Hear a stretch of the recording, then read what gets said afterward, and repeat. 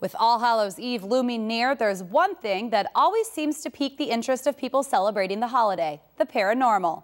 NCTV17's Ryan Jones teamed up with a group of paranormal researchers and investigated the site of a legendary train crash to try to discover the supernatural. The downtown Naperville Metro stop is one of the busiest commuter stops in the Chicagoland area.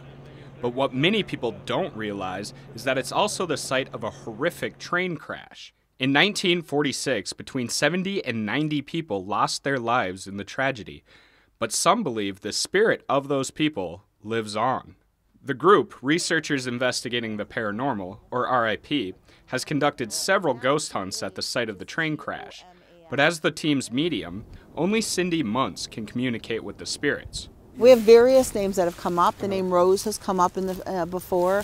There's a lady prominently that shows up with a woman who has a young child, and she says that she's not the child's mother, she's the child's aunt. One figure that appeared to Muntz during a recent investigation was a man named Thomas. It's funny because he's not standing like on the ground, you know, like what we would have is the ground. He's actually standing up like he's like, I don't know, he's just standing up, he's kind of levitating off the ground. While the movies and TV shows we watch today make it seem like these ghosts are something that wants to haunt or harm us, Muntz says 98% of the time that's not the case. They tease us about the most mundane things sometimes. And you think, why would they care how we drive? Or why would they care about the fight that we just had with our spouse, you know, before we came here?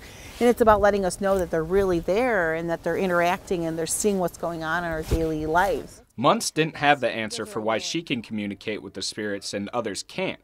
But she said with the right equipment, sometimes you can get a feel for how she interacts. The paranormal investigators use devices such as this, which is a theremin. It detects any sort of human and spirit energy in the area. Perhaps the most useful tool is the voice recorder. Muntz says the cheaper recorders are the best because they capture the background noise, also known as the white noise. Because we're locked. On an average investigation for us, we have over 270 recordings that we'll get in an 8-hour period.